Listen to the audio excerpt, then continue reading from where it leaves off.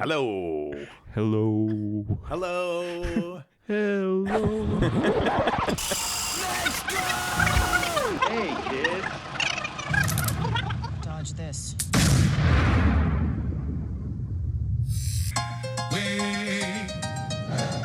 And one time at band camp, For the most part, it was the police, it was tear gas, it was rubber bullets. I hate your big dumb combat boots. Hundreds of Star Wars fans who camped out at local theaters. At the beginning of time, people have been predicting its end. Now it seems the doomsayers have a date to work towards. A simple glitch is threatening a new age of chaos. The second the world's computers click over to the year 2000. I want to tell you my secret now.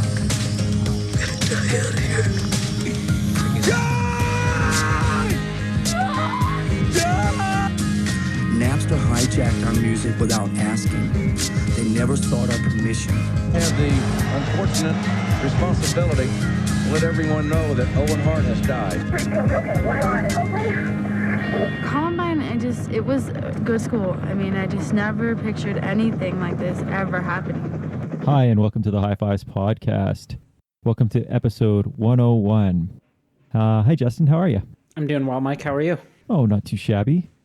Thanks for checking back in after taking last episode off and letting Nate sneak back in for a little guest appearance. After almost 100 episodes, I figured he deserved it.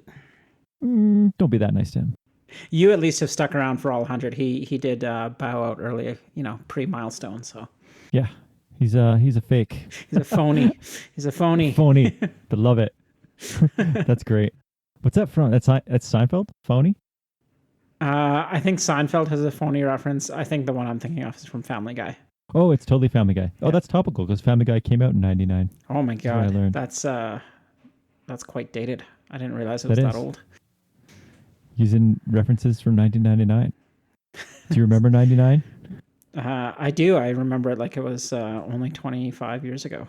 Should we just talk about how it seems weird that it was that long ago, or should we just skip that whole part this time? I feel like we've beaten that to death with 1998 and 1997. So, Should we talk about OJ a little bit? People like to know about OJ. just free the man. Yeah. Before we get into what happened in 1999, what have you been listening to? So we saw in the last, I guess it's been maybe a couple months or not quite. So a few of the things I've been really looking forward to have come to fruition and being released. The first is the new Hot Water Music full length called Vows. I can't say that it's my favorite Hot Water Music album, but I still quite like it. I think it holds pretty true to their form. Chris Cresswell, I think, is a little bit more involved in this one. And yeah, just overall pretty good album from Hot Water Music. Definitely coming back to this one, off and on. And I could see it maybe being a bit of a sleeper for perhaps maybe not top 5, but top 30. If someone was so inclined to make a ridiculously long year-end list. Who does that kind of stuff? I could totally tell the Cresswell influence on this one. It sounded very there's a lot of flatliner sound to it. Yeah, I think so too. Yeah, It's a pretty good album. It's still growing on me. The more I listen to it, the more I'm enjoying it. The first few listens, I wasn't enamored with it, but it's kind of growing, like you said. Could be worthy of a 30 to 50. top 58 song albums of the year. Yeah. The other thing I've been listening to, and I was quite excited about this one, is the new Frank Turner. Undefeated is his newest album. I'm a handful of years into Frank Turner now, but definitely late to the party on his stuff. Have gone back, listened to everything, enjoy everything he puts out, and this one is no different. Some really good tracks on this one. And my first thought in listening to this album is, I want to go see Frank Turner live. And I think I saw him live 2 or 3 times in the last year, and immediately thought, I want to go see him play all these songs live because he's such a good live act. And yeah, can't wait to hopefully catch him in concert here. I think he's playing in Calgary sometime in October. So yeah, there you go. It's gonna happen. I think I brought it up the last episode because Nate had put this as one of his albums of the year so far. I think it's crazy that I'm pretty sure I saw Frank Turner 3 times last year, and I don't think I saw 6 bands. So 3 of them were Frank. Might have been Frank Turner, which is crazy. But he is such a good showman. His shows are so good. Definitely worth seeing if you've never seen him live. Even if you're not a fan of the music that much, he just does such a good job keeping the crowd captivated and keeping the show Yeah, going. and it's like he's such a good like showman, and not in a weird or cheesy way, but he does all the like cheesy things that I feel like most other people would be like, okay, I'm not clapping along, but when he does it, you're like, yeah, I'm clapping along. I don't know, it just feels like it's so genuine. I think that's it. I think there's a genuineness to it. It's not like Hello Springfield or Sprungfeld or like it's like totally. It seems like he really cares about playing that show. Like he's doing it for you, and it almost feels like it's for you specifically, which is really crazy. Yeah. I think when we saw, because you and I saw him in Chicago, like the Riot Fest show, and he threw out some number, like it was like their 1378th show or something like that, which is basically like you're on the road and playing every second night of the last 10 years, which is wild. Yeah, it's insane. Like it's a lot of time, a lot of shows to play. And I remember like just sort of thinking of that number, and I'm like, that is a lot of concerts to give. And the few times I saw him last year, every show was as good as the last one. Yeah, even Riot Fest, and like I think playing those festivals is a difficult thing to carry the energy because your set's shorter, you're not in a confined venue. There's like other shit going on, and like so many bands don't put on their best performance, I find, at a festival like that. And he was just as good as he was when we saw him in a venue. For sure, 100%. Can't wait to see him again. Anything else? Yeah, the third one, I feel like this is going to make quite a few top 10 and top 5 lists. I think it's a pretty early pick for me. And it's Let's Start Degeneracy by Microwave. Oh, interesting. I've liked their previous full length and a couple of the other things that they've put out. There's something about this album that's got like such great like shape and texture to it. And like the first single they put out was Bored of Being Sad. And it's just like a great, like such a well-written song that's like emo indie rock with pop sensibilities, and it's got these like really big movements in it, and I think that carries through the whole album, and it's just, I think, really well written and put together. And I've come back to this one a lot. I think it's just a great album. That's crazy. I would have never pegged you to like it, it's awesome. It's a good album. They're a good band, and yeah, it's usually I'm pretty good at pegging what you like and not that. Yeah, you're great at trying to peg me. Yeah, I was waiting for you to say that. As soon as it came out of my mouth, I'm like, oh shit. All right. Do you have a throwback one this time? I do not. I actually don't have a throwback album. I think I've been probably in a bit of a rut of listening to, I shouldn't say it's a rut. I've been listening to a lot of the stuff that I've been listening to this year, and coming back to a few. What a rut. Yeah. Listening to music from 2024 in 2024. Yeah. I don't have a throwback album. Crazy. Kind of disappointed, Justin. A little bit. Aside from, and this is a total cheat on this one, I have been listening to a lot of stuff from episode 99, which was the 1998 episode,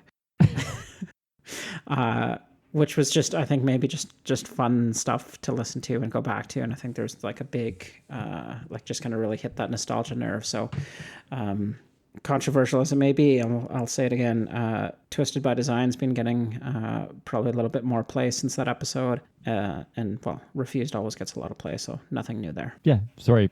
Do you have another album? I just kind of cut you off. I just assumed you didn't have a throwback. So. No, that was it. That's my 3. Okay. That's all you're getting out of me. Fine. It's 3 more than you. Three new albums is pretty impressive for you. So I guess you want to hear what I'm listening to. I don't think I have a choice. Yeah, you can zone out for a bit now. The first one is the Shivies and their album Punk Boys. This one snuck up on me, and thanks to J-Rad in the WhatsApp group for mentioning it, because I totally missed it. I was a big fan of the last release, and this one hits that same spot. It's solid Ramones core pop punk from Rotterdam, and it features members of The Real Danger and The Windowsill. I'm not sure why, but I feel like Euros do that sound so well.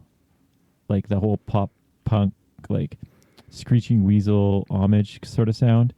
But they do it in a way that doesn't feel dated or like copycat. Does that make sense? Like it feels like it's their own thing, but you can tell they're like coming from that same school. Yeah, I know exactly what you mean. And it's sort of almost more of that like Northern European, like Northern Germany, France, Amsterdam sound, where Yeah. it still seems like, I don't know if it's sort of that like gritty, like European sort of factory town kind of thing that just makes it seem like more like it's not from Amsterdam, it's from Rotterdam, right? Like that's like the shipping ports and like, good old port city. All the sailors, Nothing good happens in a port city. filthy sailors. Anyway, check it out if that's your thing. Great album, and the artwork's pretty cool too. Getting some CanCon on the podcast is always a good thing for me. And this one is from the Mendozas and their album Loafers. Mendozas are from Toronto, and it's a follow-up to their 2021 release, Up and At Them, which is a great... Wait, at them Simpsons or reference? up and atom?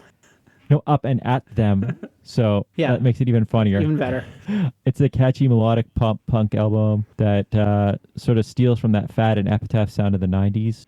So if you've been listening to the podcast over the last little bit, you'll probably appreciate it. It's an energetic album that's perfect for a summer day of skateboarding or crushing beers with some pals. Yeah, totally check it out. Is it It's a lot of fun. Is it all Simpsons themed, or do they just have No. like those two references? Just those two references. At first I was like, is it the Mendozas because of Simpsons? And then because Mendoza is like the criminal guy in the McBain movies, right? Yeah. But then I Googled it, and then there's also the Mendoza line, which is like a baseball thing. And some European aristocratic family called the Mendozas too. But yeah. But I'm going to go with Simpsons ref. Yeah, let's go with that. A side note to the album title. I used to work with not like he worked in our office. He was like an intern. Wow. Are you classifying interns as people that don't work? That's what it sounded like. Well, classist. This story will corroborate exactly what I'm saying. He earned the nickname Loafers not just because he wore loafer shoes, but because he spent so much time in the bathroom, and all you would see under the stall were his like stupid loafer shoes. And he would just like go in there, and I think he would either just sit there and watch YouTube or like sleep or do whatever, but he would literally be in there for like probably 3+ hours a day. And every time you'd go in the bathroom, you'd be like, oh, there's loafers again. Just like, what if he just left his shoes there and he took off? it would have been the total Costanza move. Like, Yeah, that'd be great. Yeah, leaving your car over the weekends and just everyone thinks you're putting in hours. That was him. Everyone thought he had IBS or something. I don't know. But as soon as you said that they put in an album called Loafers, that's the first thing I thought of. That's a great nickname for somebody at work. This next album, you're going to make fun of me for liking because when I describe it, I can just tell you'll be like, oh, it's totally Mike thing. The band is Insanity Alert. The album is called Moshemium Thrash City. Insanity Alert are a crossover thrash band from Austria. And this EP is an interesting take on some classic songs like Bohemian Rhapsody, Welcome to the Jungle, Fear of the Dark, and Careless Whisper. But they aren't traditional covers. They're kind of parody covers, which can be a fine line of great or are pretty terrible. And this walks the line perfectly. But just to be clear, Insanity Alert are not a parody band. They're a legit crossover band. And after listening to this, I dove full on into their catalog. I do recommend their 2019 release 666 pack, even if these parody songs aren't your cup of tea, but you want a solid thrash album. Back to the EP, it's pretty hilarious, and they did such a good job with the songs. Like Fear of the Dark became Beer in the Park. And if that wasn't enough to wet your whistle, the line in Beerless Fiesta is, I'm never going to drink again. My poor old liver has taken a beating. Which, come to think of it now, I really seem to like a lot of songs about drinking or partying for a guy that doesn't really drink or party. That does neither. Yeah. But yeah, totally worth checking out. It's really funny. It's the kind of album you'd listen to at a bar with a saloon door that you could get tossed out of for telling the owner to suck it. I mean, I don't know who did that, but That could be anyone. Anybody. We all have one of those stories in our back pocket. I wasn't sleeping because I was tired. I was sleeping because I was too drunk. Oh, that's a classic story. That came up the other day with somebody. I was trying to explain that there was a bar with saloon doors because I'm doing renovations at my house, and I jokingly said I was going to put saloon doors on the kitchen. It didn't go over well. My last one is a throwback one. It's The Selector, and the album is Too Much Pressure. I got hooked on a new British show called This Town, which is set in Coventry and Birmingham during the early 80s and deals with the social political climate of the era, and it's all tied into the music of the time, which happened to be a lot of ska and two-tone. The soundtrack's killer, and it got me listening to a lot of stuff that was featured or could have been featured in the show, and one of which was me digging up the Too Much Pressure by Selector, and it's getting a lot of airplay for me these days. Have you heard anything about the show, or have you seen anything? It's the guy who did Peaky Blinders, so it's his follow-up kind of to Peaky Blinders, but it's... Yeah, I think I saw like a pseudo trailer. Maybe it's like just like I don't think we have it in coming soon. Canada yet. I had to illegally watch it, but Oh, they're British? come after you now. you want the King of England to come in here? What does he say to Lisa? What they Push you around. push you around? The King of England, they come here and Yeah. push you around. One thing I was embarrassed to find out is that the Selector is still kicking around, and they actually released an album last year. So I've added that to my playlist, but I haven't listened yet. Yeah, I feel like that's sort of like the specials where like none of the guys from the band are in the band anymore. Yeah, it's probably something like that, or like one person or something. I don't Yeah, know one guy. Yeah. a ton, but yeah, that show got me hooked on so much ska and reggae and stuff like that from that era, and I've been listening to a lot of it. I'll have to wait for it to come out on a legal streaming service so I can watch it ethically. But I'm glad you actually explained where that came from, because I was going to ask what got you back into that That's wave it, of I ska. guess. I don't really have anything else I was listening to. Great throwback. I like it. Yeah. So should we talk about some stuff that happened in 1999? That's the year we're doing, right? I would guess on the episode number, but that doesn't really help us. No, now we're even further apart. Yeah. It's episode 101 featuring the year 1999. Nate had a little rant about it in episode 100 and how ridiculous it was that it didn't line up and how annoyed he is. And then I explained that it's even more annoying for us to try to edit it out and try to figure it and make sure we didn't make any mistakes. But he didn't seem to care. He's pretty selfish that way. Well, you shouldn't have left the podcast. So yeah, 99, starting out with movies. The Matrix and Sixth Sense redefined storytelling in cinema. Both movies I don't really like. What about you? I don't think I've ever seen The Matrix. Wow. That's bold, because I always feel like embarrassed when I say I don't like The Matrix. I always feel like I'm just maybe too stupid to understand The Matrix or don't care enough about it. Yeah, I don't think I've seen it. I understand like the sort of semi-cultural references around it, and like obviously like the bendy bullet scene or whatever, but I've never seen The bendy bullet scene. Yeah, you know the one I'm talking Yeah. about. I think it's the whole red and blue pill thing too. I don't totally understand it, but I see that referenced a lot. Yeah, Star Wars Episode 1. Star Wars Episode 1 came out. Speaking of things I don't really love, like I like Star Wars, but I wasn't into it enough to be like one of those people lining up for days to see it. Did you line up? You didn't line up, right? No, I do remember seeing it in theaters, but there's no way I would have lined up for it. I just don't care. Yeah, I that did. much about I it. saw it in theaters. Like I like Star Wars, but I'm not like obsessed with Star Wars. Like I don't care who shot first or anything like that. I just don't care enough. Yeah, for sure. They're just movies. And this movie in particular was just absolutely fucking. See, I was trying to think about it. I feel like when I walked out, I liked it, and then by the time it was like out for rent, like on DVD, or I don't know if it was DVD or VHS at the time, but it was meh. I was like, this isn't as good as ever. Like you didn't never need to see it again. Yeah, like this one I think is probably the one I would be the least inclined to go back to, and all I can think about is like Jar Jar Binks. Yeah, what a bad decision. I don't understand how like George Lucas could literally like billions of dollars in movie revenue and be like, this is a good idea. It's so terrible. Like There's so many things wrong with it. Like you can even like, I don't think you could even parody that. Like if you were like, I'm going to make something so terrible in a Star Wars parody and I'm going to come up with Jar Jar Binks. Exactly. Like that's how bad it is. It's too bad to be a parody of itself. Blair Witch came out, and that scared the hell out of people. I kind of love that a movie made back then, for a brief moment, no one knew if it was actual found footage, and like you just didn't have the internet ruining it so quickly, or trailers really. It was just out, and then everyone was like, was it real or not real? For like a good week, I feel like there was enough Ambiguity. Yeah, there was like all these things about how it aired at like the Cannes Film Festival, and it wasn't supposed to be there. It was like found in an envelope, and then they screened it or something like that. Like there's just like this folklore about it. Yeah, it legit scared me. I'm not scared of movies.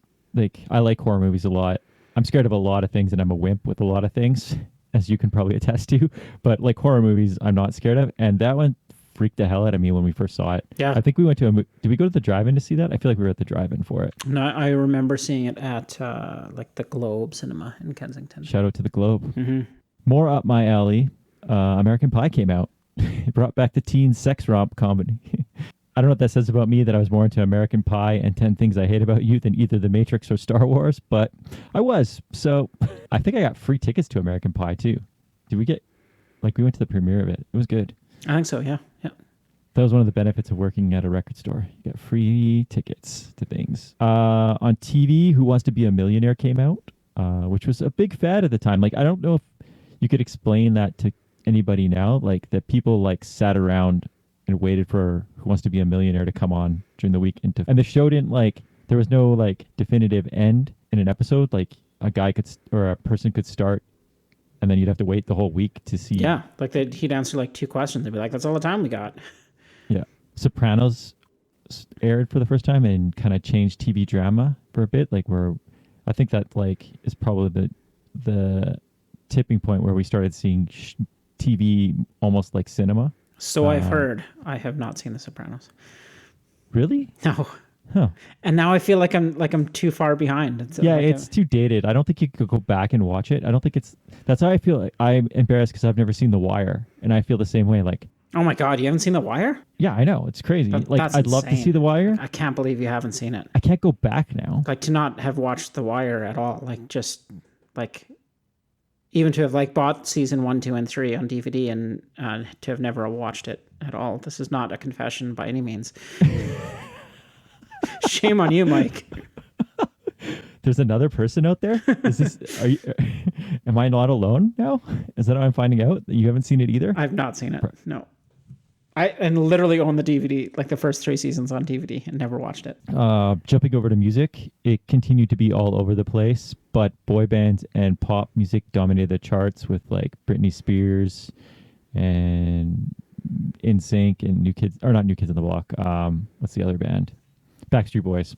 But also we saw the rise of bands like Limp Bizkit and like the new metal bands becoming kind of pop music as well. And I was looking through this, I feel like there was never a time I was more disconnected with what the radio was playing than at this time, like in 99. Like I feel like I have no nostalgic pull to anything that was on the radio other than maybe Blink 182, but I would have been listening to Blink 182 regardless. And I also think it's really weird that rap and new metal is making a big comeback. Like there seems to be like an apologetic nature to bands like Limp Bizkit. Yeah, that's a really interesting. Like I feel like at the time it was sort of like you're either one, like if you listen to kind of like whatever was on the radio, there was the pop music, and if we think back to like the last couple of years, like there was so many different types of music out there. But I feel like in 1999 it really became like you're either on this like pop train of, you know, boy bands and Britney and Christina, or the like mainstream counterculture response to that was Korn and what's the fucking guy's name, Kid Rock or Limp Bizkit, and you were just like, well, that's me. Like I'm into like heavy stuff, and I am just like you. I checked out of all of it.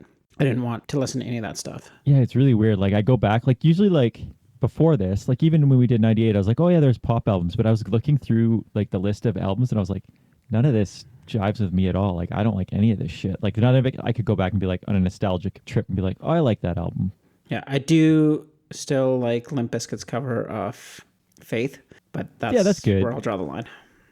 Yeah, I mean that's a one-off kind of thing, but like, and sticking with music on one final thing, you've got Woodstock 99. There's a documentary, just watch it, and that's all we need to probably say about that abomination. Other than how 90s was it for someone to grab something from the past and then destroy anything good about it and market it.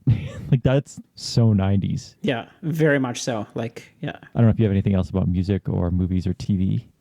In world events, we have the Columbine High School Massacre. Yeah. Where two Littleton, Colorado teenagers opened fire on their teachers and classmates, killing 12 students and one teacher, and then themselves. It's kind of like, in my head, I always thought we were in high school when this happened, but we weren't, which is really weird. In my head, I kind of feel like we were, but we weren't. And I kind of feel like this and 9/11 are probably changed North America more than anything. It changed how people thought. It changed what people perceived as safe, what was like okay. I think it really, and maybe this is a Canadian being ignorant, but it really ignited the whole like, is it okay to carry guns thing? Like you put your foot into one camp or the other, like even more so than ever before. The safety of school just seemed, or places like schools or daycares or movie theaters, or just seemed like erased. And maybe they always were, like not safe. Maybe stuff like this happened before, we just didn't hear about it in the same way, or we just didn't think about it in the same way. But like after that, you have it becomes so like, we're at a point now where it's like, oh, every day there's something like this. Yeah. It doesn't even like. Yeah. But at the time, it was so shocking, right? Like it was like, it's definitely like, you know, kind of what you're alluding to, right? It really felt like a shattering of innocence, where like, you know, maybe this happened. Like there was, prior to this, there was like, they called it, you know, going postal and like shooting up workplaces and like, of course, like battlefields and some of the wars that were happening at the time. Like that was expected, but like nobody ever thought like going to high school, you could end up with like sheltered in a classroom and automatic, you know, rifles going off. Like it was really shattering. Yeah. Probably one of the most crazy things was the fear of Y2K, which I'm sure people know about, but maybe if you don't, it was this big fear that the computers would all crash and chaos would reign when it flipped over to January 1st, 2000. Imagine the panic of COVID, but now being about technology. Like I feel like people were building bunkers and like 100%, like stocking food and like, because you didn't know. Like the idea was like your bank accounts could not exist anymore. The banks themselves could just have nothing. Planes might fall out of the sky. Yeah, the planes flying out of the sky. It was just like, well, that doesn't make any sense. Like, but I could like, you know, rationally understand that maybe the banking system was never set up for like 4 digits. Maybe. I don't know. There's just like, there were so many things that were like, people were like, oh, everything's going to fall apart. And then nothing happened. I don't think anything actually legit happened, right? I would actually like to know. I should have gone back and maybe done some research, but it would be quite interesting to know if anything of any significance happened from Y2K. Because there was like people had, yeah, like bunkers and shelters and food storages and like took all their cash out of the bank. And I feel like 19-year-old me was probably more interested in what we were going to do that night. And you were probably working. I was definitely working. I can tell you pretty much exactly what I did that night. That involved a couple grams of mushrooms and being scared of eyelashes more than anything else. That was my big concern. That's what Y2K was really about. That's exactly eyelashes. what it was about. Yeah. My, you know, closer to home, I think the sentiment in my family was, we don't need to worry about it because we have a Mac. And like, I'm sure, you know, Steve Jobs and has got this one figured out. It's all good. It was like not even like a concern about anything. It's just like, no, we got a Mac. Everything's gonna be fine. That's hilarious. But I can totally just see you saying that too. Like now thinking about it, I feel like that's something in your kind of arrogant way you would have said it, and I've been like, yeah, well, he's probably right. And yeah. I'm stuck with my way. My PC at home, it's gonna explode and we're all gonna die, and I don't have bottled water. Like, no, I got a Mac. I can't connect to anyone else in the world unless they have a Mac as well. God forbid I try to like save a file and open it at school. Speaking of computers and files, Napster came out and paved the way for the digital music revolution. On a personal note, I bought a CD burner for my computer. It took hours of effort to burn one downloaded song that probably came with a host of viruses. No, it was actually just a CD drive, but it cost me like a crazy amount of money. But it took me forever how to figure out. At that time, you could like download. Downloading wasn't too bad. I mean, it took forever to get like one song, but then you had to convert it, like using Winamp at the time. So you had to like basically listen to the song, convert it to Winamp, and then burn it. It was an arduous process that eventually got easier. Like quickly got easier, it's insane how quick that went from being like, oh, that's such a niche thing for someone to do, to like everyone was doing it. Yeah. Plus, you got to learn all sorts of fun things, like Blink 182 wrote "Sticking in My Eye." Totally. There's I wonder how many people just thought so many of those songs were just by certain bands. Every punk cover was by NoFX or Lagwagon. One for the podcast, Google became the go-to search engine, changing the way we navigate the internet and paving the way for our overlords at Bing. Bing for all your search needs. If you can't find it on Google, try Bing. You still probably won't find it, but it'll clunk up your computer pretty good. You will find out who Brad Pitt is dating. I always feel like whenever I've ever used any other browsers, it just like sends me a bunch of news articles. And I'm like, why am I getting this? Like, I just want to search for how to buy a vacuum that cleans the carpet. And that's what you do when you're my age. In fashion trends, baggy cargo pants, butterfly clips, and frosted tips dominate the fashion scene. That was just your fashion scene, Mike. That's true. I could rock a butterfly clip like no other. And sports, Yankees won.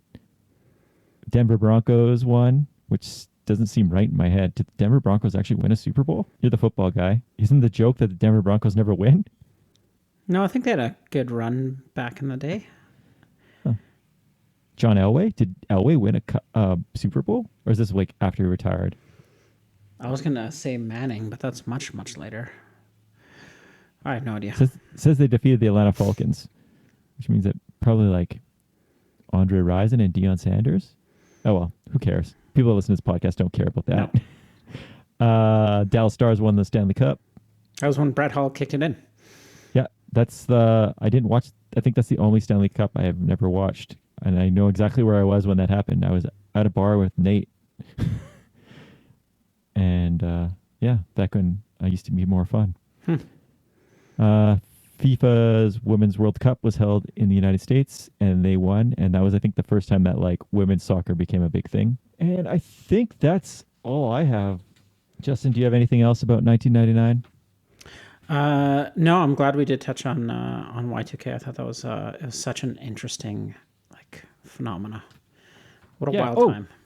Oh yeah, there was one other thing. There's two things that I forgot. One is Beanie Babies, which I still don't understand. I was hoping you weren't going to bring this up. Why, do you got a big collection of Beanie Babies? It's going to pay off one of these days. You know it. But people were selling them for a crazy amount of money. I guess it's almost more relatable now with the way with people that collect shoes and like random things and then sell them like prime bottles and things like that. And people sell them for, or what was it when like Tim Hortons had like the Justin Bieber, like the packages were selling online and things like that. So I guess we just created this monster with stuff like the Beanie Babies. And then I wanted to just discuss two albums that aren't on either of our lists, but I would say are of significance to listeners. The first being Short Music for Short People, which I don't love, but I get the significance of it. And there are some like definite things that remind me of being this age and listening to this album, like the Sarah Fisher thing. Like I feel like our friend, that was an inside joke with our friends for a while. Yeah. Yeah, that one and the Blink-182 song, I think, are the only ones that I could say really stand out to me. But like lots of people love that album. It was a cool idea. I thought it was hilarious that if you had a CD player, it couldn't read the last like 10 to 15 songs, or at least mine couldn't. It was like too many songs. Much like Y2K, the CD player never thought that I would have to go up to like 64 tracks. And the last one is one that I know you want to discuss and probably should get mentioned because it is pretty interesting, is The Decline by NoFX. Yeah, like what a wild concept to try to put together like an 18-minute song. And I actually think it's maybe NoFX's best song. Like, I think the song is so good. I don't think it feels like it's that long. It's got some really good like parts to it, and like the main like sort of the outro part, like where like with the like trumpet or trombone or whatever, like it's such a great hook. But I think like it's a great song, and for a band that can, especially at that time, like rarely write a song that was more than 3 minutes, to take on like such a like task was pretty phenomenal. I did read that like Fat Mike hated recording it and wishes they never did it. So Oh, really? yeah. Well, shouldn't say that he wishes he never did it. He just said it was way harder than they thought, and they went back to it so many times to re-record parts and remaster things and change up like a lot of it. Like it was like just a lot of work. This was also at the same time that they were putting out like I think they were just starting to put out like a lot of like the really quick 7-inch kind of stuff. That was the total opposite of the Decline. Like I don't know how you put. Here's us working really hard, and here's us being as lazy exactly. as we can. Like somehow they were managing to do both. So I can see why the Decline probably felt like a lot of work. It's so interesting. So I like the Decline. It's not something I ever put on though. Like I often hear it referenced as the best NoFX song. It's so amazing. And when it came out, I was like, wow, this is really cool. But I don't think I've listened to it more than 10 times in my life, probably, which is like weird because it is good. I just don't know why. That's just me, I guess. No, I mean, it's a weird song to put on because it's so long. Maybe I'll listen to it at work tomorrow. We'll see. Probably not. It'll take up half your day. Maybe. How long is the Decline actually? Do you know? I think it's 18 minutes, but now that feels like it's really long. No, that makes sense. 18 minutes sounds about right. If it was shorter, it'd be like less impressive, right? Well, I think 16 minutes is just as impressive as 18 minutes. Like, I don't think it's like 7 or 8. Like, it's far longer than that. It's not 19 minutes though, right? No, 18. We're talking Gargonzola. It's clearly time for Brie. Yeah, so that's it. Sorry, just on the Decline. I was going to say, did you watch the like orchestra, like Baz and his orchestra thing of the Decline? Like where they? No, I don't even know. Oh, they did like a live like orchestra recording of it, like with the band and like a sort of misfit. It's the orchestra that did Home Street Home. Is that like the musical? Oh yeah, the musical or whatever.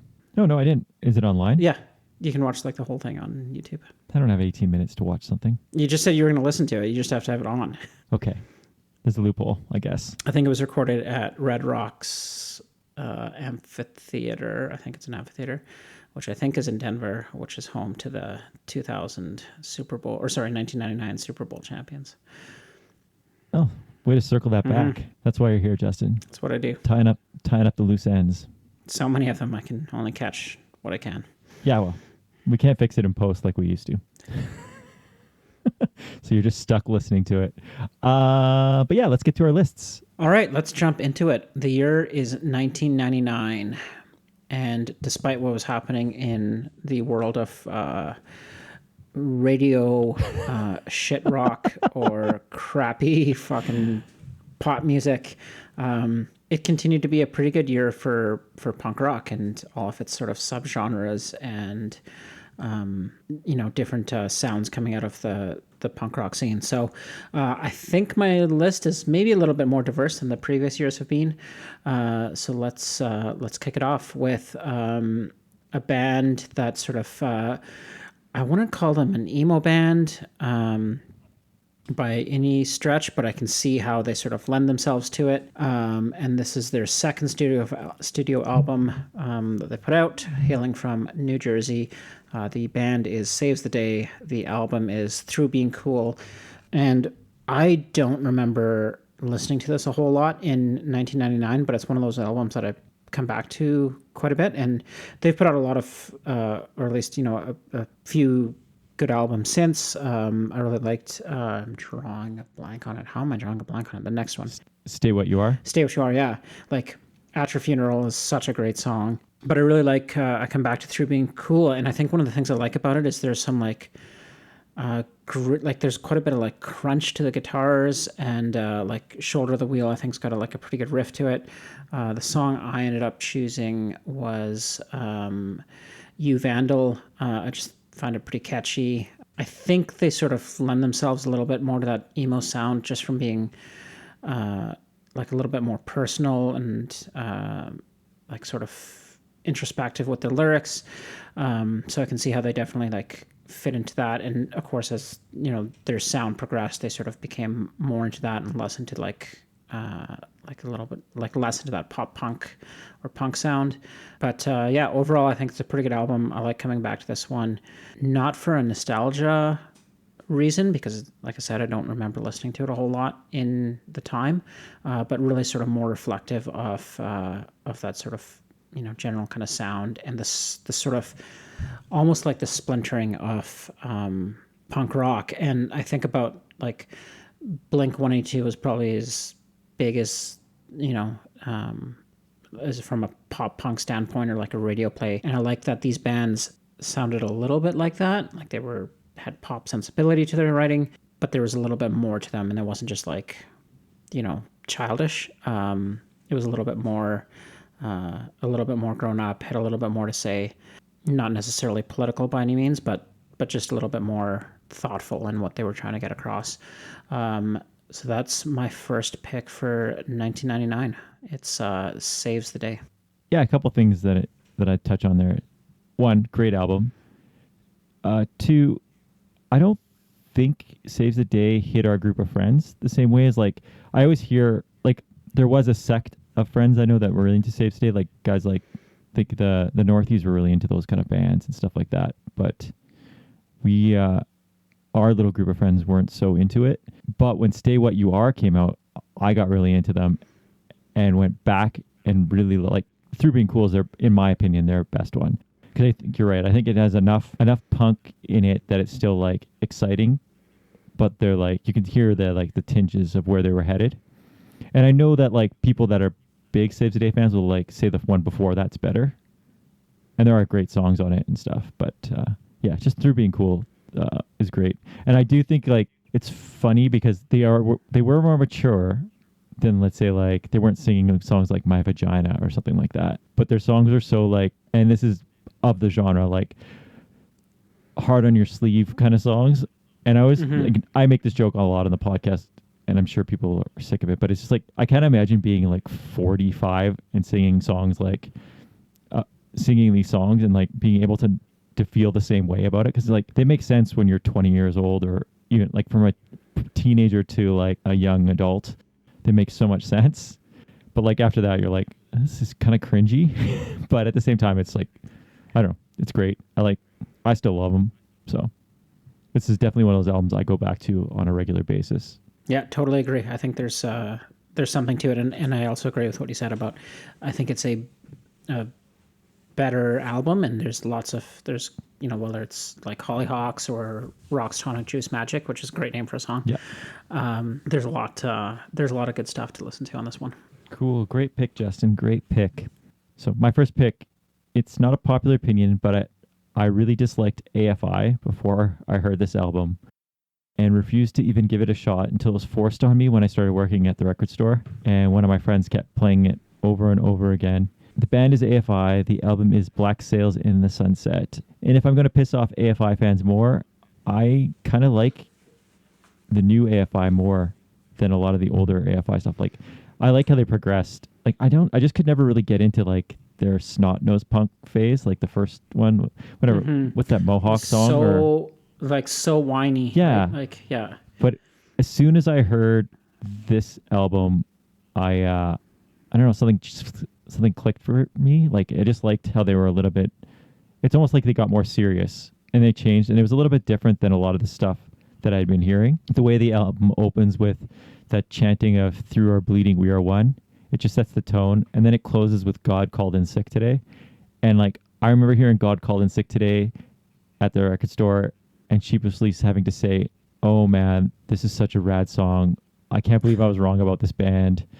And I got mocked like a lot because like it was Shira and she really liked them, and she made fun of me for like finally caving on AFI. I probably would have went with that song, but I played that one in an episode way back when. So I went with the song "The Last Kiss," which isn't about Kiss, but it still slays. Are you sure it's not about Kiss? Could be. I feel like Davey wouldn't like Kiss. I feel like he's more of a Danzig kind of guy than a Gene Simmons kind of guy, who are kind of similar in ways, but I don't think either would admit they are. Yeah, I don't know. Are you a big AFI guy, or did you? I'm not. I'm not a. Yeah, not an AFI guy, I think, really at all. But I think if I was to go back, this album and The Art of Drowning, I think is the next one. Yeah. Are the ones that I probably like the most. They kind of hit that sweet spot of like fast punk, enough melody, wasn't as whiny, and then like I do like some of the stuff that came out after, like they're sort of more mainstream, whatever, Gothy. I don't know how big AFI, yeah, like kind of that goth sound, like Miss Murder and stuff like that. But this album and the next one are probably the ones that I would like the most if if I had to pick my favorite AFI moments. I would say front to back, those two are the best, and then the other ones are good in different ways. I kind of like that they've consistently like morphed, which I think is hard for a band to do, especially in punk rock, because I think you get kind of pigeonholed and expect it to sound a certain way, and if you experiment, you lose chunks of fans. So like they've become a newer band, and I mean, I'm sure that they lost some fans, but they probably have opened themselves up and allowed like someone that's in their 30s or 40s to listen to them instead of like a 17-year-old. Like they're not no longer going to write a song about having a mohawk. Mm-hmm. Like, yeah. Anyway, as a weird note, and I don't think I would typically even necessarily acknowledge this. I was thinking if I could pick this album, and I'm glad you did. One of the things that I came up in my searches was I think the song is "The Days of the Phoenix." I think it's on this album. But I came across like a bass cover of it, and I saw this dude play the bass guitar, and I'm like, holy crap, the guy from AFI was seriously good at bass. Like, not quite like Rancid level, but there's so many good bass lines in their stuff that I never would have listened to or really paid attention to, because really, who pays attention to bass? The worst instrument. No one likes bass players. Like the worst instrument, the worst people in any band. But I'll give it to the guy from AFI. He can slap. the question is, does he do the goofy bass face? I'm sure he does still. Yeah. They all do. It's like inbred in them, hey? It's not the only thing inbred with them. Oh. All right, Justin, what song would you pick again? So for my first pick from 1999, the band is Saves the Day, the album is Through Being Cool, and the song is You Vandal. AFI, Black Sails in the Sunset, and the song is The Last Kiss.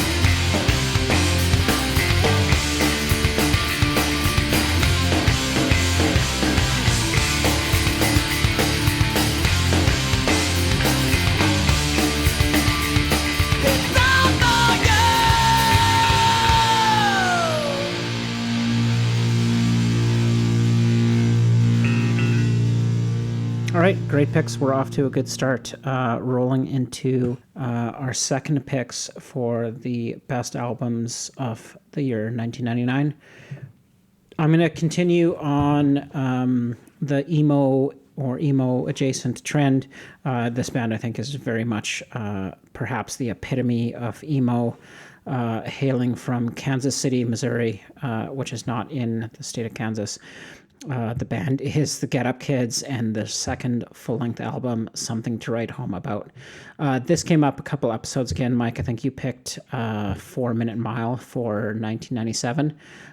So we're going to fast forward a couple years, see what they did in 1999. For me, I think Something to Write Home About just sort of solidified them as like really hitting the sweet spot between a tiny bit of punk, like definitely into that emo, and for me, like a lot of like 80s-ish sounds. So, I remember liking this album when it came out. It had that sort of mellowed out sound that really sort of softened a lot of the punk and like melodic hardcore or skate punk or stuff that I was listening to. So it added a little bit of balance to that and that 80s sound, which is what this one reminds me a lot of. Maybe it's just the keyboards that they use. But there's also, bigger hooks, a lot of sing-along choruses, like on the song Action and Action, that really made this album kind of hit for me. And then just, much like their overall sound kind of balanced a lot of the heavier stuff I was listening to on this album itself. There's a good mix of catchy pop songs or pop punk emo songs with softer songs that still kind of move along, like Red Letter Day, and a couple of the other quieter songs, but then they've also got ones that really kind of pick up the pace, like Holiday, and 10 Minutes to Downtown, which the latter I think is actually maybe one of the best pop punk or pop emo songs that I've ever heard, which made me think like how good would the song kind of hold up in like a more modern kind of context, and I thought it would actually be a great cover for like a heavier band with a little bit more screaming, and then I found out that Polar Bear Club did a cover of it what is now a handful of years ago, and it does just that. It's like the perfect mix of screamy. Hold on, I've never heard this. Yeah, there's a super terrible YouTube recording of like a show from 2009, and okay, because they have that live album where they cover Saves the Day and something else I can't remember on there. There's like 2 covers and they're both awesome. Mm-hmm. They held pretty true to the Get Up Kids in their cover of 10 Minutes, and it's just like, yep, this song could probably like go quite a few different ways, and it's so well written that it can carry a lot of different musical styles to it. This song reminds me of you so much. I think because when I used to DJ at the Broken City show, or when we had the punk night or whatever, and I think you DJ'd with me a couple times and you always played it, and it's so good. Like, you kind of forget it. For me, it always kind of got lost in a great album, but until you started playing it, after that, it became one of my go-tos on that album. Like, it's such a good song. Yeah, and even if you played the first like 13 seconds of it, like just the drums, and then when the keyboard comes in and he says 10 minutes to downtown is 10 minutes too far, I'm like, it's such a great line. It's a great line. I say it all the time. Yeah. I think Get Up Kids are a good example of, and I don't know if it was like because of it 1999 or because the age we were, but I feel like, I know for myself, and I would say you and even the majority of our friends, is like we started moving away from the standards from the Fat Record catalog, and we started exploring different stuff. And I feel like on this album and a couple of the other, and like even the Saves the Day one, we saw bands like exploring sounds that were adjacent to punk rock, but like maybe a little bit more grown up. And it like these bands made it okay for us to maybe move out of the punk rock snobbiness of like, of basement shows and stuff and be like, oh, that's a good song. Like, it's a good poppy song. Like, there's sensibility in it, and like there's melodies, and they can sing sort of, and there's keyboards. Like, before that, I would have been like, maybe 3 years before, I'm like, keyboards in a song? Fuck that noise. I don't want to hear keyboards in a song. Yeah, if there's anything more than like 3 guys playing 4 chords, like you didn't want to hear it. And Get Up Kids also are one of the bands that I felt like did a good job, much like I was saying with AFI. As they went on, they tried new sounds and got mature with their sounds. Like, and sometimes it worked, sometimes it didn't. But at least they were like doing something to make it more palatable for someone aging out of that kind of music. Not everyone's us who doesn't age out of it. A lot of people age out of music pretty, like, specifically things like punk rock, like people age out of it.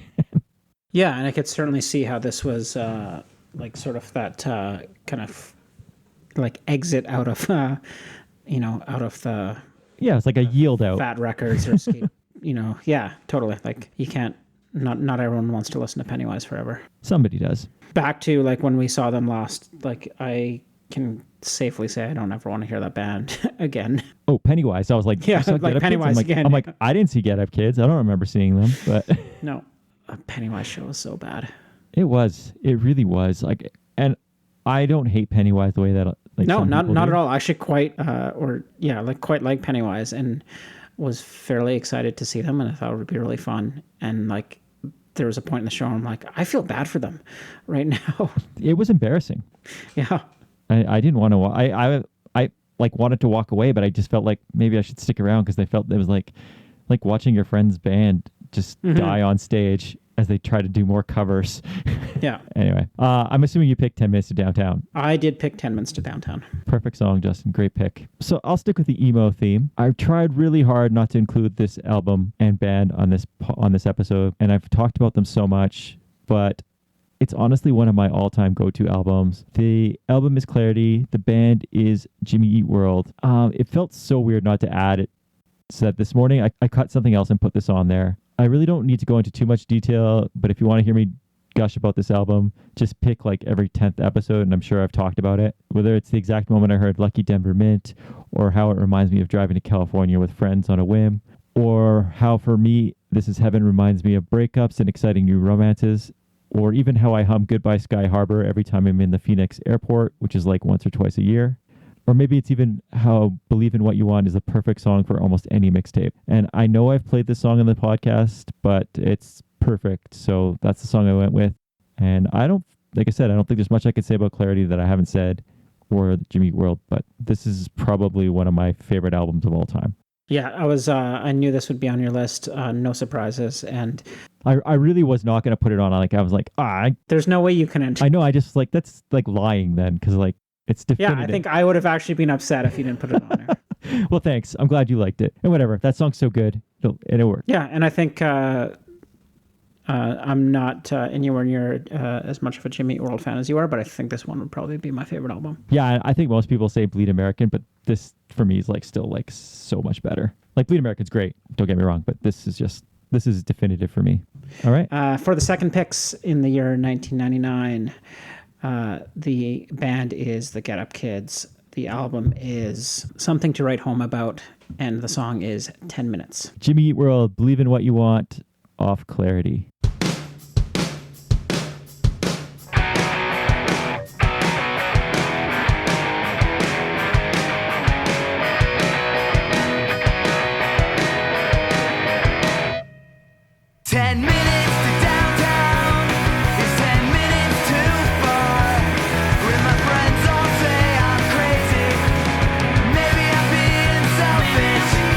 Maybe I'm just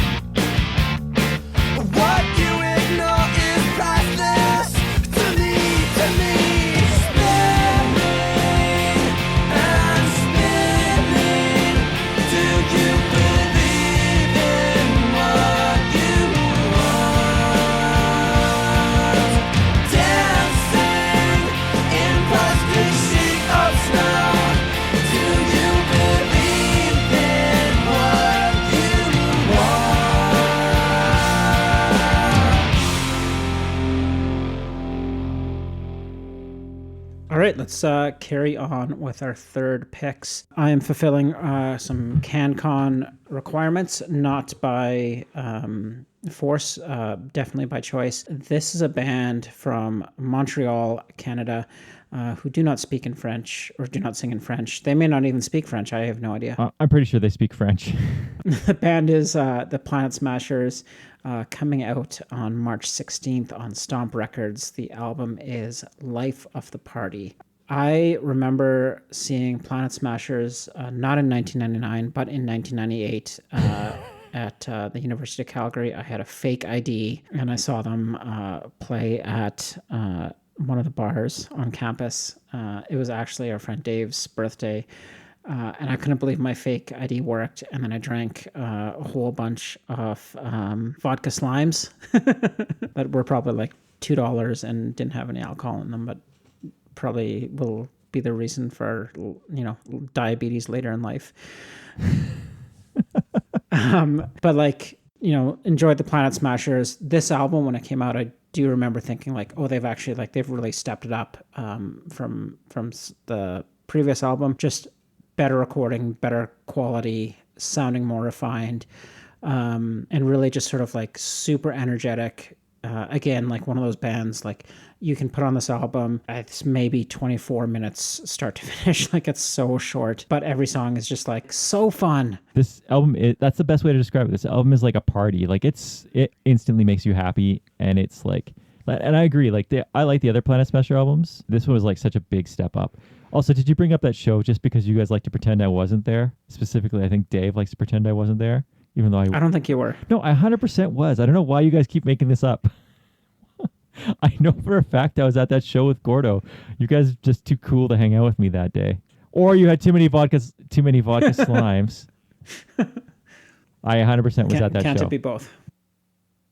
I have no reason to lie for being at the show at the weird other bar at the UFC that was down the stairs. That's true. You nailed where the bar was. It was like by the bookstore, I think. Yeah, whatever that bar was called for a bit. This album, I think, just like I was saying, just a ton of fun. It's so great to listen to, and there's no way you could put this on and not like be tapping your feet and like just wanting to move a little bit. So a great album to just sort of throw on and feel a little bit different about something. Also, I did not pick the song that may be the most obvious or one of the more obvious ones, which was Super Orgy Porno Party. Pizza Guy. But like the most ridiculous intro and just general concept to a song. And video. The video is claymation. Yeah, the video was, like this claymation video, which I'm guessing was some like Montreal art student kind of deal. But the video was, pretty legendary too. Like for the, probably dozen or so times it actually got played on Much Music. I think I probably say someone's got to eat it like once a month. Oh, and what kind of context? However it comes out, whenever pizza's mentioned, someone's got to eat it. It's such a ridiculous song on an album that's actually not that silly. And I know you and I talk about like how ska has done itself no favors with like trombone fart noises and stuff like that. And Super Orgy Porno Party it's exactly that. It's like I, as a person in my 40s, cannot, like it came on my work computer. I'm like, I can't have this on my computer. Yes, you can. But see, that's the funny thing about it's just so stupid. That's the funny thing about the Planet Smashers is they never really leaned into that. Like they have Uncle Gordy and things like that, but it's never really like as goofy as, let's say, Real Big Fish, right? For sure. And actually, like aside from the lyric, the lyrics of the song, it's actually a really catchy, well-written ska song. I've always wondered if Planet Smashers were popular outside of Canada. Like I feel like now with the like ska resurgence, I see them like trickling down there, but I don't know if they like crossed over or if we just were lucky with Stomp and they were CanCon, so we got it on like Much Music and things like that. Yeah, maybe. And like they toured a lot. Like we saw them. Oh, I saw them lots. Like fairly often for sure. And legit can say that Matt from Planet Smashers is one of the nicest people I've ever met in my life. Like he sent us stuff for that first comp we did. Yeah. And I like was walking by a merch table like 5-6 years later and he's like, "Hey Mike, Corrupt Records, right?" And I was like, "What?" Like met you once 5 years ago, and you were like, he was so nice. It's not like we had like some major business dealings with him. He literally sent us some songs and said you can use it on the comp, and never asked for anything in return. Yeah, great guy, great band. I ended up going with the lead-off track, which I think just like sort of like sets the tone for this one. Yeah, just a fun album, and I really enjoyed going back and listening to this one for this episode. Is the first track Life of the Party? Yeah. Okay, so my next pick, it's another honesty check. Not an album I dug the first 10 times I listened to it, but has become a mainstay in my collection. And Justin and me were just talking off air. When we attack these lists, sometimes I'm trying to look at it more as something that maybe I didn't listen to that year, but something that holds up and something I go to and still find interesting. Because, I mean, you obviously don't listen to the same stuff you listen to when you're 16, 17, 18, 19 always. And this would be one of those albums that like I didn't really know a lot about or cared to know about. Like at 18 or 19, I wasn't super well versed in Riot Girl, other than people in the scene. And I mean, I knew some of the obvious bands, and I understood the importance and significance, especially in like a male dominated genre. But it wasn't something that I like sought out. Like I know I would say probably the same for you, Justin. I'm not sure you were like seeking to listen to Bikini Kill or something like that, right? 100%, yeah. So I don't know when exactly La Tigra shifted for me, but I was probably getting bored at the time with quote unquote like fat record punk. And this was something different. It was angry, but it was also fun. It made you want to have a good time. And I knew Kathleen Hanna was in Bikini Kill, which gave me the okay to take that mental jump into something that was a little bit more indie rock. And I'm not even sure if that's the correct term for it, but it was like not punk and not like metal. So I guess it's like kind of indie rocky. It was something different that I normally wouldn't have grabbed. Either way, I just really like the message in the album, the diversity, and how you could take an angry punk rock attitude and make it danceable in a song like My Metro Card, or relaxing in a song like Slideshow at the Free University or Hot Topic. The obvious pick for song is Decepticon, which almost ruined the album for me because it was used in a TELUS commercial. And for non-Canadians, TELUS is a giant telecommunications company. And they had a commercial with this song, and it seemed to be on every 20 minutes for like a year, maybe more. But enough time's passed, and I love that song so much, so I decided to go with it. The band, again, is La Tigra. The album is La Tigra, and that song is Decepticon. I'm going to guess you don't like La Tigra, so I'm not even going to wait for you to be like, have some awesome... I can't even say that I don't like them. I don't think I know them. Do you know Decepticon even? I'm sure. When you hear it, you're going to be like, that fucking TELUS commercial. Yeah. So he picked the TELUS theme song. Yeah, they're really good. You probably know it from like hanging out at the Drum. It was like one of those albums that was on like the Drum a lot. Like I know the name of the band. I did not realize it was a like sort of out of the ashes of Bikini Kill. Well, you do now. Now I do. You do. The more you know. It's the exact opposite of a super orgy porno party. It absolutely is, and yet sort of the same. I look forward to hearing this and learning more. All right, third tracks for top 5 albums of 1999. The Planet Smashers' "Life of the Party" off the album "Life of the Party." La Tigra, Decepticon off of La Tigra.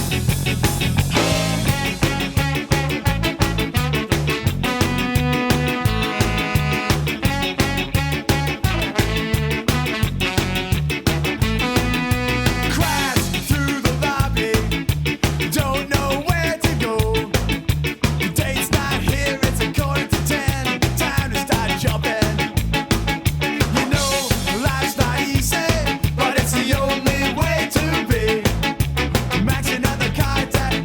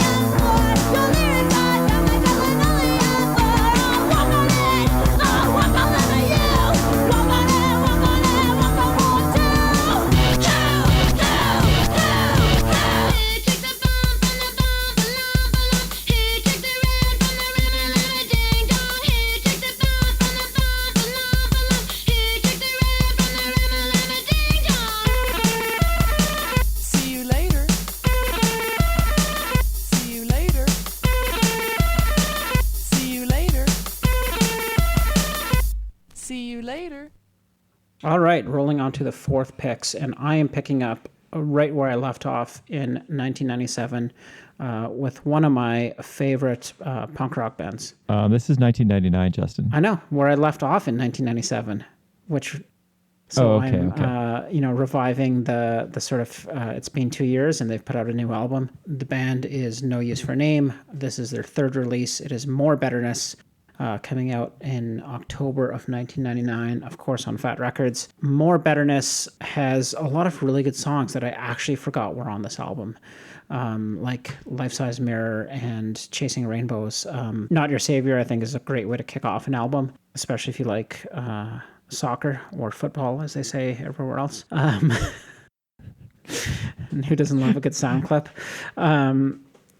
But this band, this album just really picks up where No Use left off in Making Friends, with a sophistication and a little bit more melody and a little bit more growth from, I think, where the band started and where I think a lot of this sound was at. I think, as I'm sure I talked about a couple episodes ago, like Tony Sly, when you start to really recognize him as the great songwriter that he is, and how he uses his vocals as an additional instrument, and how much of the melody is carried through his voice. I think this album really sort of just delivers on all of that. So many great songs for me to pick from, but I ended up going with Coming Too Close, which I think just sort of has the right kind of pace and feeling to it, and one of the ones that I sort of come back to more and more often when listening to either this album or one of their best-offs. So I'm not going to belabor too much how much I like No Use for Name. But really appreciate the continued, effort on polish and melody and introspection that they're bringing to this album and even the ones to follow. So yeah, not a lot to say, but definitely a lot to listen to off More Betterness for me. Those are some big words you used there. I liked it. You made it sound really smart. Or are you smart? Make me sound smart now. Did you chat GPT that? Yeah, this album it's interesting because I would say it's not my go-to album, but it also has my favorite No Use for Name songs. I don't know why I don't listen to it more, but I feel like it has all my favorite No Use for Name songs on it. So there's so many good songs on it. Like, it could almost be a best of. Maybe I don't know. I don't think I listened to it even when it came out. Like I said, I think I was just like kind of moving away from my stereotypical stuff that I was like, but Chasing Rainbows is so good. Mm-hmm.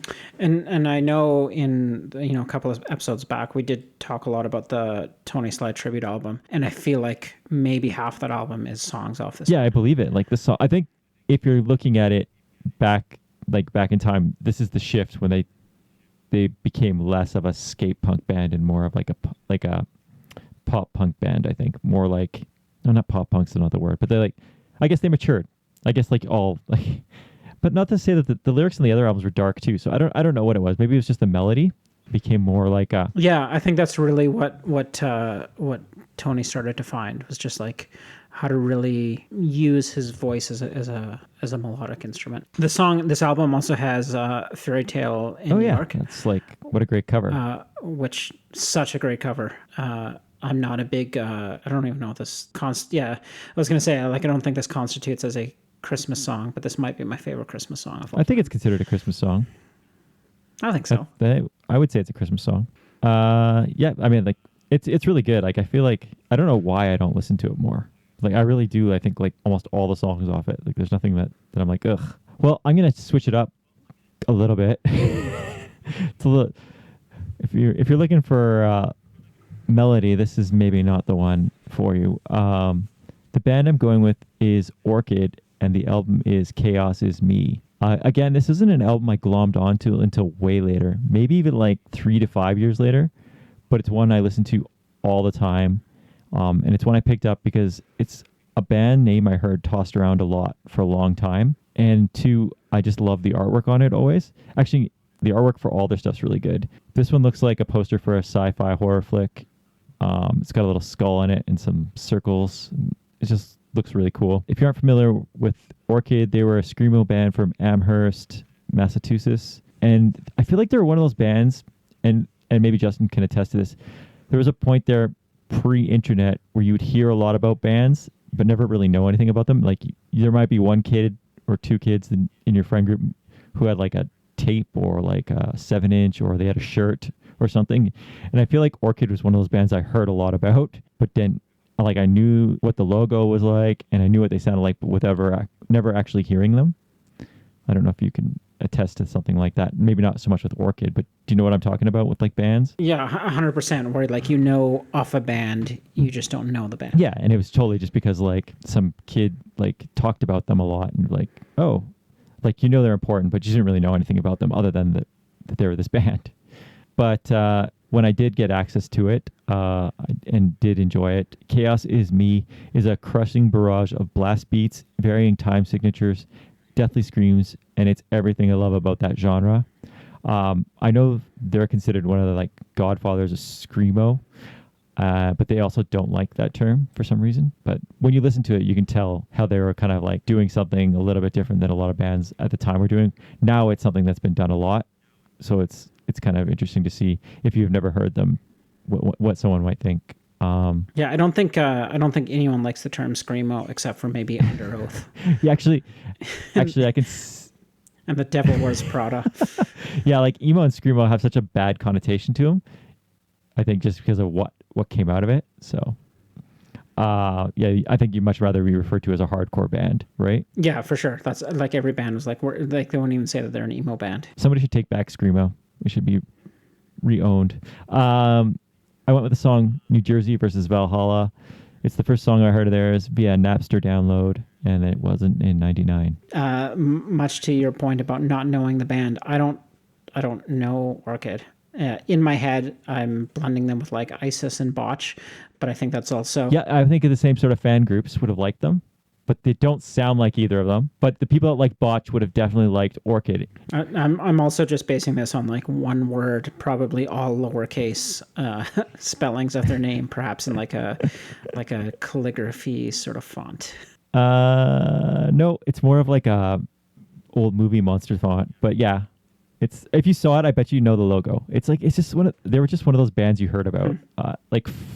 There's a couple other ones, like Frail was a band that people talked about, like Franklin, bands like that. Basically any of the Jewel Kids and stuff that they pretended they knew about. They had the t-shirts though. Yeah. Anyways, I think you'd actually probably really like this album. All right. All right. Fourth picks. No Use for a Name off the album More Betterness. The song is Coming Too Close. The band is Orchid. The song is New Jersey versus Valhalla. And the album is Chaos Is Me.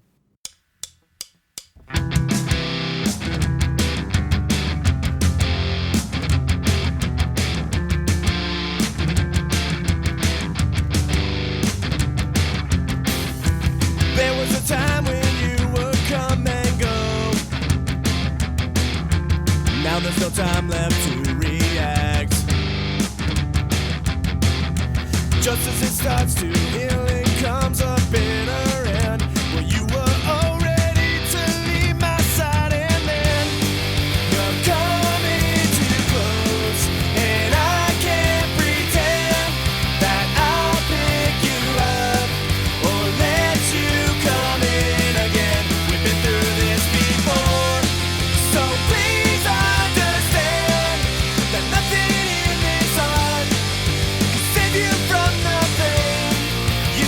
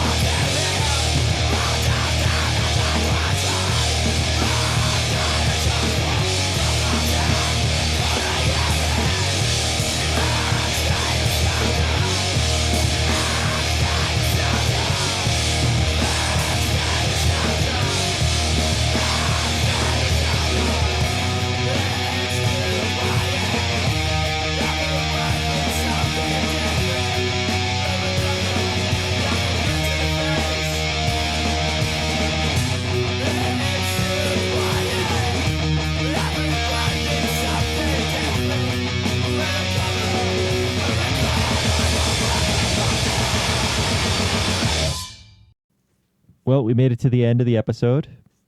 It was a little bit of a trek, but we got here. No one got their hair bleached or spiked up on the moment that I know of. But Justin's working on it right now. Yeah, I'm gonna frost instead of frosting the tips. I've gone for the gray all of it. That's actually pretty trendy right now, so you might be okay. It's the frosted tips of 2024. Thanks to anyone who has been listening to this little podcast. Thank you for the compliments on reaching 100 episodes. It was kind of cool to see how many people reached out and said that they listened to it and congratulated us on something. It kind of made me laugh because it's such a vanity project to do a podcast, but I do appreciate from the bottom of my heart that there's those of you out there that want to listen to and enjoy what we have to say on here. Thank you to the WhatsApp group for the interesting banter, spreadsheets, gossip, and laughter. If you want to join, please reach out via our Instagram and I'll get you in there. It's intimidating at first, but only because everyone gets so excited when a new person joins. It's like someone new walks into a bar and everyone turns their head and attacks. But it. I don't know what kind of bars you were going to, but yeah, I guess that's not really the best. I didn't want to put it this way, but it's like if you were like in a bar with like a bunch of guys and then one girl came in and everyone was like, "Hey." Not that I was. That's pretty much exactly how it is. Like somebody joined the other day, and I feel like they just got scared because everyone was like so intense about saying hi. If you like the podcast, please rate us, or better yet, please tell a friend to give it a listen. That's more important than any ratings. I don't really care what the ratings are. I'd much rather know that we turned someone onto a band or an album at some point, or created a conversation about some music or pop culture. And lastly, thanks, Justin, for doing this with me. I really appreciate it, dude. It's a lot of fun. I'm glad we can connect on this level now. Yeah, Mike, it's been a lot of fun, and I'm really glad you were gracious enough to have me keep coming back. I don't know if I'm gracious. I'm just desperate. I mean, it's a fine line. It's such a fine line. But what a line it is. All right, pick number 5, Mike. This is the one I am taking into my Y2K bunker because I keep coming back to it, even to this day. You don't need a bunker. You got a Mac. That's right. Saint Steve Jobs is going to help me out here. He's going to see me through. This one, maybe this isn't fair to pick this one, but I'm going to go with it anyways. I believe that this is actually it's either a compilation or maybe it's a collection of B-sides in a very different sense.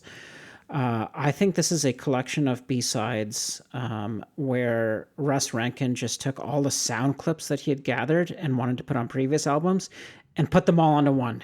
Because I think there's a sound clip on every single track on this album. This is the fourth release from Good Riddance, I think. This might be their 5th release in 6 years or their 4th release in 5 years, one of the two. The album is Operation Phoenix. It came out in May of 1999. Band is Good Riddance, and there are so many sound clips on this album. Most notable is the one from Some Kind of Wonderful with the infamous "Where's the fucking money, Keith?" It's also something I say all the time. It's so good. It's such a great line. I've never seen the movie. I don't ever need to. It's a great movie, Justin. Is that a John Hughes movie? It is a John Hughes movie. Okay. I'm never gonna watch it. Fuck! Why won't you guys watch John Hughes movies? Sorry, this is a sidebar. I have a group of friends. And it appears that none of them knew who John Hughes, or they know John Hughes, but they didn't care about John Hughes movies, and it really hurts my feelings. But go on to the sound clips, Justin. Yeah, just so many. I think there's one on just about every song. I did end up picking one that surprisingly doesn't have one. But I really enjoy this album. It was recorded much actually like my previous pick from No Use for a Name. This one was also recorded at the Blasting Room in Colorado with Bill Stevens. I didn't know that. This one, they were actually both recorded there and put out on Fat Records. That kind of makes sense. For the No Use one makes a lot more sense now. But that's cool. I didn't know that. And both bands sort of departing because I believe their previous releases were Ryan Green productions. So when this came out, I didn't overly love it. and I can easily say it's my favorite Good Riddance album. Like I might actually align with that. Yeah, it's a great album. Like it screams start to finish. Like it is 29 minutes, tip to tail. It feels like it takes about 18 minutes to get through the whole thing, so it's that fast. And I think it's actually their heaviest album. Oh, for sure.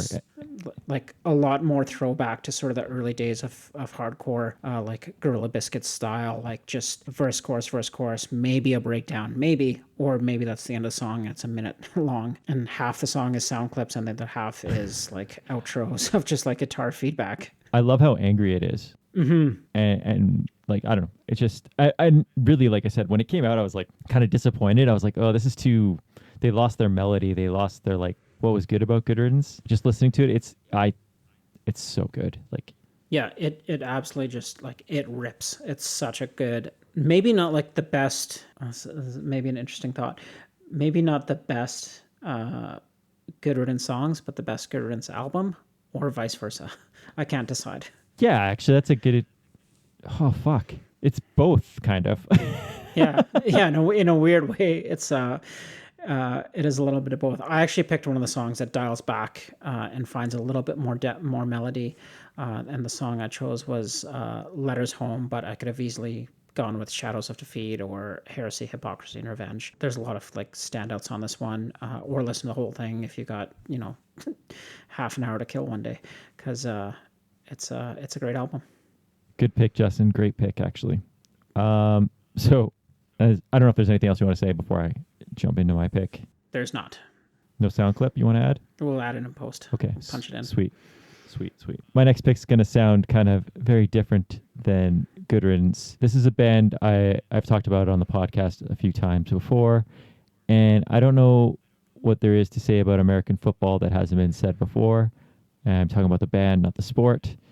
It's their self-titled album is one of those albums that has cult status. It's an album that's synonymous with an entire genre. And I'm comfortable making the comment that the artwork is so iconic that enough people have no idea who the band is, probably associate it with the genre. I was trying to think of an example of this. I feel like it Smells Like Teen Spirit. Like, I think we're old enough now where like that's more people know the cover with the baby than what the band is, or something like that, or even the smiley Nirvana face, right? Yeah, or the is it Joy Division that has the lines? Yeah, or Black Flag. Yeah. Actually, Black Flag's the perfect example. The 4 lines for Black Flag. Mm-hmm. Like, they know who that is, but they probably don't. There's a lot of chunk of people that probably have never listened to a Black Flag song, but know that. And I would feel like the American Football House is so synonymous with emo that people know it, but maybe never even listened to the band. American Football blend emo and math rock with heartache and emotions that plague teenagers and young adults. It's really a John Hughes movie for the fans of the genre, which is really funny that you brought up a John Hughes quote right before this. One interesting note that I didn't know about until I did some research today, and it might be common knowledge, but the band broke up shortly after they released this. And the reason they broke up is they were no longer in college together and weren't going to live in the same city, which sounds so perfect for an album like this. Apparently, they knew they were breaking up during the recording. They never had ambitions of touring or blowing up. They just wanted to graduate and move on, and that's exactly what they did. Some of them went on to other bands like Owen, and some of them went on to be professors. And for me, that kind of just makes this album even more timeless. When I listen to this, it reminds me of a part of my life where everything was old and new at the same time. And by that, I was touching on what I was saying before, how bands like American Football or Get Up Kids made it okay to listen to something a little bit different that wasn't so rigid in punk rock for me. And this is where I was really shifting and opening myself up to a lot of things again. It was also a time where there was no responsibilities. We did what we wanted to do. We went to school or work. We hung out. We watched our friends' bands play. We had late nights, ambitious dreams, and it was all soundtracked by albums like this. The song I picked was But the Regrets Are Killing Me, but I really could have gone with anything off this album.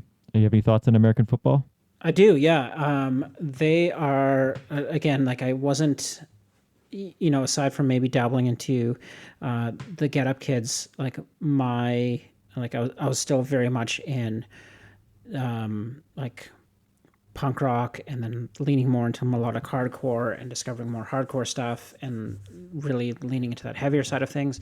But really kind of came back into like the late 90s, early 2000s emo stuff sort of after it had passed, and missed a lot of these bands. But I do remember like American Football being like one of those like, you know, kind of quintessential, like, oh, these guys, like, they aren't off the genre, they are the genre. Like, they are making the sound that makes, like, you know, really helps define what it means to be an emo band, especially that like Midwest emo, which I know is like, it's such a cliche. Like, I don't know what East Coast emo or West Coast emo, or like, it's not like rap where they're like emo from the dirty South. Maybe we've got to that point. Or maybe there is. Maybe I'm missing it. Maybe you've started a whole thing now. But I could, yeah. They'll just say things like right there, boots on the fur. Gosh. Boots with the fur. I hope not. It would be worse than what Screamo became. But yeah, just I remember this band just being like so sort of like quintessential of that sound. I didn't realize that they were just like, that was it. That was a one and done. Well, they've got back together now, and they have another album. But yeah, it was a one and done thing. And they, like, I assumed they toured and did the whole thing, but literally they recorded it and were like, we're out. Yeah, and it's funny that you bring up the house. I did a real quick search while you were talking, and I was tuning you out. So, that house from that album has its own Wikipedia page. See? I told you. Like, people go to it. Like, so iconic. Yeah. Yeah, it's like an homage to not just the band, but the sound. So, they were definitely one of the ones that really put their mark on it. Don't quote me on it, but I feel like one of them just bought the house. It might even be on the Wikipedia page, but we don't need to do that. But yeah, like as soon as you say the name, like it's one of those things that just kind of comes right to mind. It's so funny because had this album came out like a year before this, I would have never listened to it. I would have never liked it, and it just hit at the right time for me. Yeah, yeah, it's kind of those like late night. Yeah, like when we used to go out late and like we didn't. I guess I don't know if that's synonymous with most people that are like 18, 19, 20. Like you're just kind of just aimlessly doing things at night. Yeah, it's like a blissfully innocent time where you're young enough to not have to be anywhere and old enough to be out. So yeah, and that's sort of what that reminds me of, like just summer nights like that and stuff like that. Yeah, Mike, we're all over the map with these 10 picks between the two of us. I think we covered a lot of ground, and it really kind of shows how, under, just the banner of punk rock, there's so many different sounds and so many different ways that, these bands can come out. And it's, I think, also just super interesting, and going back and like looking at our list and thinking about the next ones, how I can, for myself, simultaneously like both the Planet Smashers and Good Riddance. It is an interesting thing to think about. I'm thinking, as like when I was doing this one, I was like, okay, this is the first one we've kind of had like a seismic shift in what we're both listening to. The other ones were hard in that there was like 30 albums that we probably both really liked. Mm-hmm. Yeah, and we knew we were like, one of us, probably me with the lower hanging fruit, was going to take like the Rancid album and the NoFX album, and like, this one I think we sort of spread out a little further. And I think as we get into the 2000s, it's going to get even kind of weirder.